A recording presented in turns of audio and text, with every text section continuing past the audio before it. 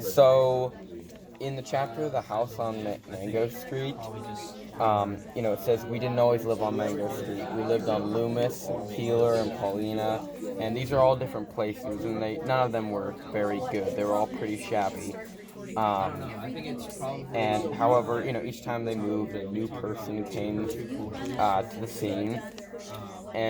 But it says here the house on Mango Street is ours. We don't have to pay rent to anybody to show the yard with any people, and blah blah blah. And um, it almost says that it's kind of their dream house. Um, it was supposed to be their dream house. Mama and Papa had, talked about it and looked for it for a long time. But it says, nonetheless, but even so, it is not the house we thought we'd get. And so it goes on to describe how, they have only one washroom. It's practically crumbling away. Not, doesn't really have real stairs. And it's small, tight steps. It has a minuscule yard, and it was even robbed recently. And so it's just a description of how it really never lived up to what they wanted.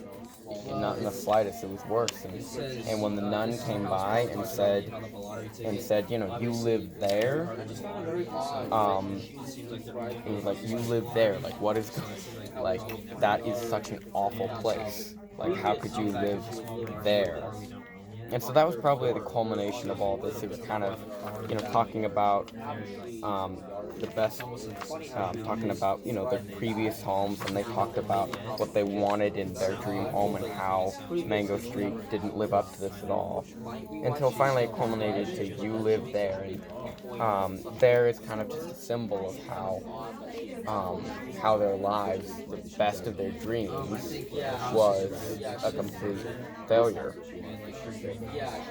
So why do you think they lived there in the first place? That's a hard question. So it's probably because they don't have enough money to go anywhere else, and like they says for the time being, Mama says temporary, says Papa. So it is the first house that they own entirely, but it's so bad they want to move away again.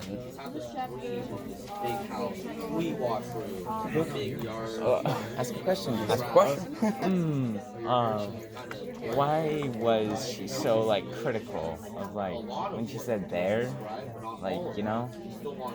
Probably because the house was such a dump. I mean, it was such a dump, and of all the crime and everything, and just how hard it had been for them. Because while it was the first house that they owned, it probably was worse than their previous houses, and her dream house was kind of reflected herself.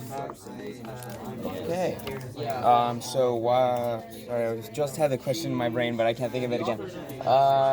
Okay. So why do you think that the laundromat under them was robbed on Loomis? Oh wait, was it Loomis? I forgot. Sorry. The laundromat. Laundromat. Where was that? So it was robbed. Oh, I think I know what you're saying. I think it was on Mango Street, actually. Yes, we're openly owner of Teenage. The laundry, yeah, it had been boarded up because. Yeah. Okay. So why do you think the laundromat on Loomis was robbed? Probably. It's actually really interesting because they really didn't have much. There wasn't much to be robbed from it. Probably in the book it was there to describe the kind of crime and kind of nasty neighborhood they had to live in. Yeah. All right. Well, I guess that's good. So I got the chapter that is labeled Hairs, and it's basically all about how Esperanza is talking about each of her family members' hairs, such as her dad, her mom, her sister, her own. But when I was with the other group and we were discussing it, so basically what we were thinking about is that so we start off with Papa's and how his hair is like a broom, and how brooms are always like very frisky and just all over the place. And we were thinking that Papa was I'm trying to think. Papa had like different kind of personalities and was different, was different all overall. And thank you, Tristan. Anyways, and then so then she talks about her own hair, but it's not like too much. But she says it's lazy, and it never obeys bears or bands, and like that's like how she's negative, and she doesn't like in like maybe future references like how she won't obey and stuff like that, and and then it goes to Carlos's thick and straight hair, and we didn't really analyze that. It's just that it's thick and straight, and it's easy. He doesn't need to comb it. And Nenny's hair, which is slippery, which we thought about how she's like very slick with words and can get out of situations, and is like, very slippery, like the hair that she has. And son Kiki, who is the youngest and has hair like fur. We didn't really talk about that one either. But then the last one is Mama, and how she has like most detail on hers, and how she finds like reassurance in her hair, and how she is more comfortable around her mom, and overall is just relies on her mom the most out of everyone in her family. Nice, I really like it. So I was wondering, why do you think this chapter is even in the book? Like, of course, it's written by a child that's dumb. But why do you think this is not dumb, but not a good writer? Not a good writer. Yeah. Why do you think this chapter is in the book, though, considering hair? Like, what does it mean? Well, it could be interpreted in a couple of different ways, I guess. Like I said, like descriptions of people, like how like just by the hair descriptions of people and what their characteristics are, or just the description of what they look like and how she recognizes them throughout the book, and who she recognizes most and enjoys being around the most. So the hair is like their personality, kind of. Essentially, yes. So why would they use hair versus something else? That's a good question.